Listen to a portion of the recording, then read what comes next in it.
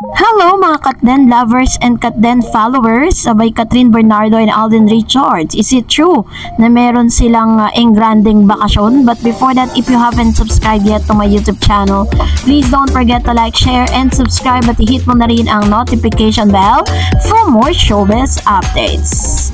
Of course, bago tayo magsimula sa ating updates for today's video, nais ko po muna magpasalamat sa inyong lahat for always watching and trusting this channel. And gusto ko lang din kayong batiin ng advance Merry Christmas and a Happy New Year, Bekenemen.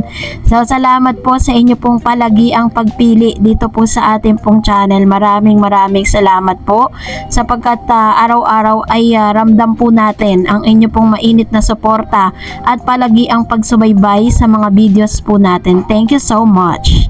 And for today's video, Alden Richards abay nagsi-celebrate ng first anniversary para sa kanilang pinakabagong business venture na umabot na po ng 1 taon ng Stardust Launch PH, kung saan parang ang setup nito is parang bar na minamanage po ni Daddy Bay, no? Yung kay si Daddy Bay Polkerson, yung daddy po ni Mr. Alden Richards.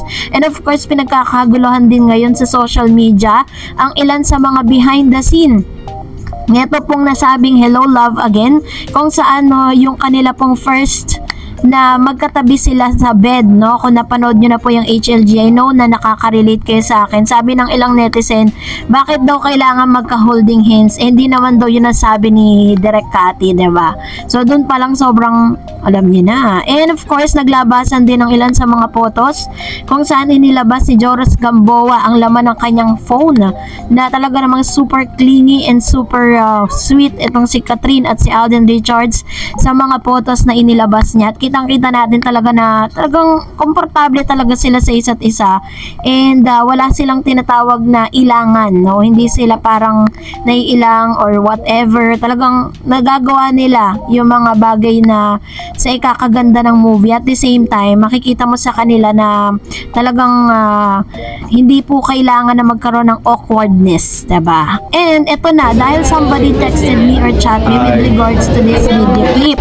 Kasi parang naspatan itong si Alden Richards and Catherine Bernardo na papaalis ng bansa.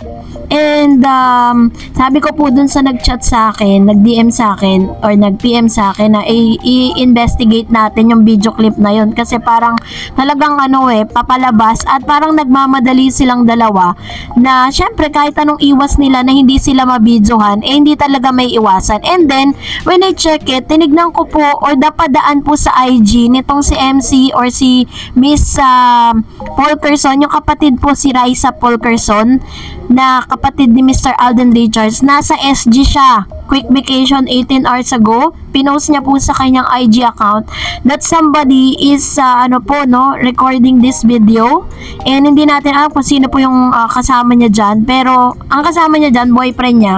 Pero someone or somebody is nagbibideo po sa kanila. And ayan po yung mga behind the scene na photos and videos na makikita po doon. Pero wala po tayong nakikitang Alden at Catherine.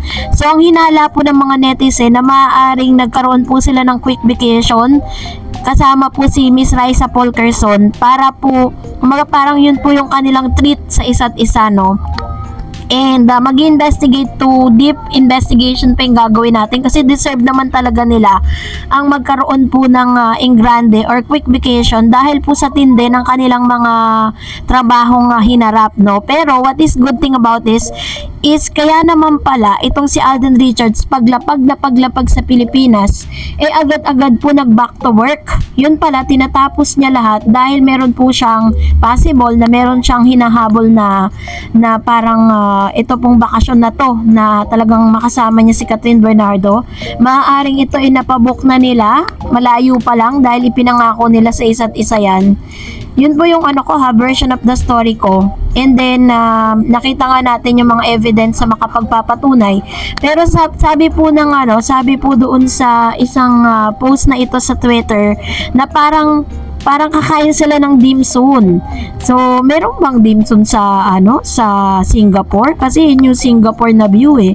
Yan po yung My Day or Instagram stories nitong si Miss Raisa Polkerson. So, we are so happy to hear those stories ano, and mas lalala yung kasiyahan po natin kung talaga maglalabas pa sila ng ilang mga behind the scene photos and videos nila together. Kaya naman pala nananahimik itong si Catherine Bernardo sa social media at puro si Alden Richards yung mga photos na lumalabas kasi maaaring ano po sila, nasa vacation sila that time.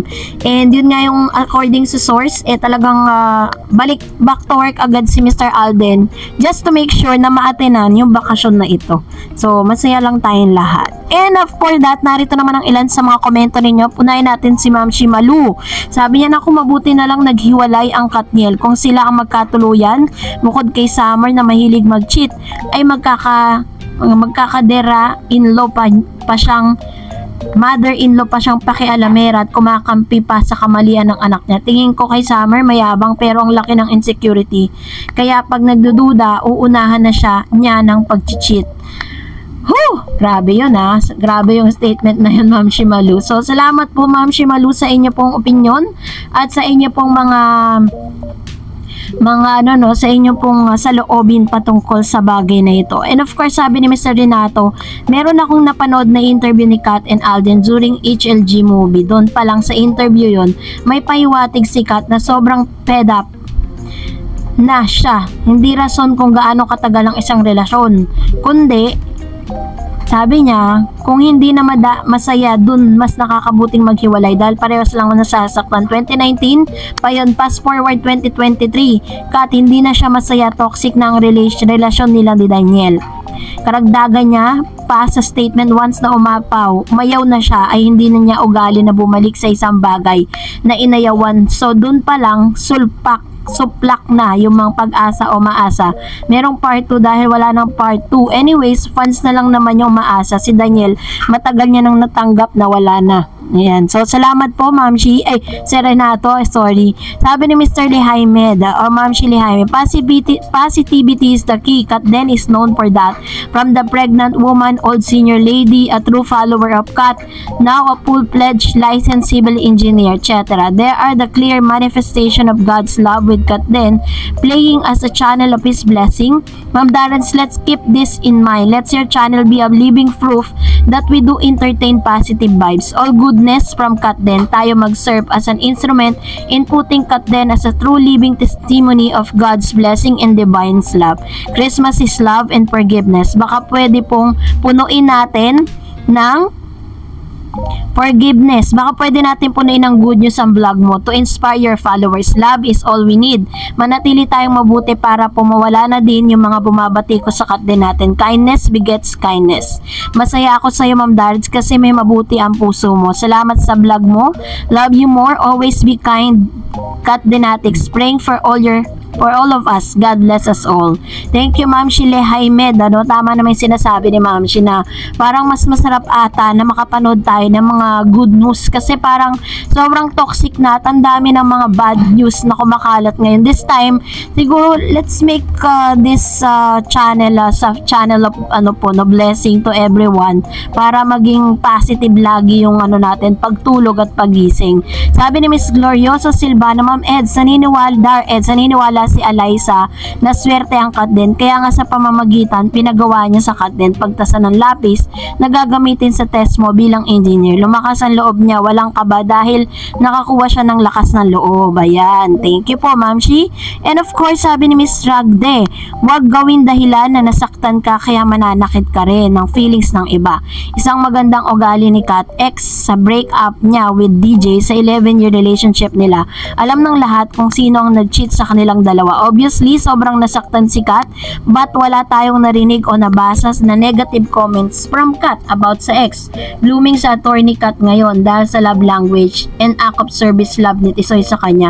Thanks, Miss Darrens, for kilig update sa Kat din. Thank you so much, Ma'am Shiragde, sa inyo pong komento. Actually po, nakita naman natin yung aura ngayon ni Kat, diba? Pero kung napansin po ninyo, ito throwback ninyo yung photos niya during yung A Very Good Girl, sobrang payat niya. Doon talagang kita yung buto ng shoulder niya. Sabi ni Miss Carmi M, it runs in the blood. Mga gwapo kasi kaya habulin sila ng mga babae.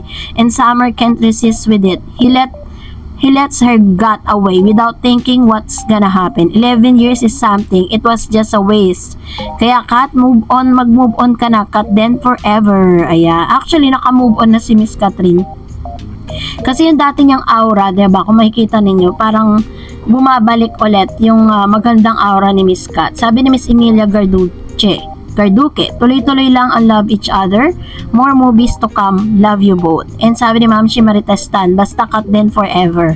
Yan. So, yun po talaga yung sa nakikita natin ngayon ha. Although wala silang, may mga paunti-unti lumalabas na yung mga paramdam nila at mamaya pag-uusapan natin. Sabi ni Janelle Travel, wow, good job Miss Eliza. Congratulations. Yes, Miss Darets, they are my stress-free couple living here in US. Is a very stressful, especially kung mag-isa ka na, widow, naghahanap buhay para sa anak at pamilya. So every time na madaming paperworks, kapagod to get out of it, I watch your channel because I know you talk about Kat din.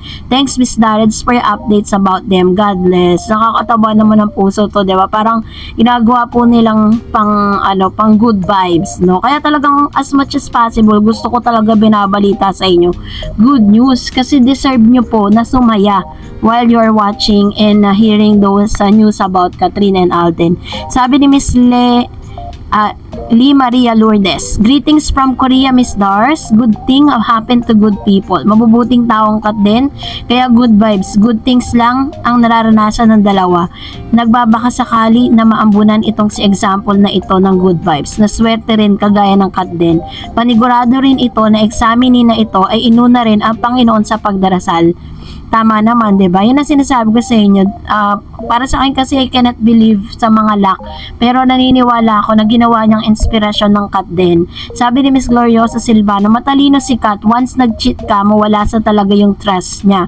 Kaya baka pwede, wag na niyang banggitin ang pangalan ni Daniel. No need, walang kwenta. And sabi ni Miss Johnny Lynn, sana may teleserye sila para may aabangan na naman tayo sa kanila. Actually po yun po yung ating inaantay kasi base po sa source ay pinag-iisipan na po ng mga executives yung susunod na proyekto. Maaring teleserye yan. Syempre isa rin yan sa mga bubuhay sa pre-TV. Lalo na po yung mga OFW natin na lagi pong ang talagang ang talagang hanap talaga nila is about Kat din, yung kanilang susunod po na project. And sabi ni Ma'am Shemerita Babauta, napakabait talaga tong Kat din. Goosebumps ako dito. They entertain everyone. Hello ma'am, thank you for the good vibes. Ayan, thank you so much Ma'am She. And I am so thankful that I'm serving you, no? Parang naihahatid natin sa inyo magandang balita. At the same time, na-happy din po kayo dun po sa mga news natin. Well, kung nagustuhan mo ang video na ito, huwag mo kalimutan mag-like, mag-share, at mag-subscribe, at i-follow mo na rin ang aking Facebook page, Dareds TV. And also, I have my TikTok account, which is Dareds TV. Pwede nyo rin po akong i-follow doon. Thank you for watching, guys. God bless everyone.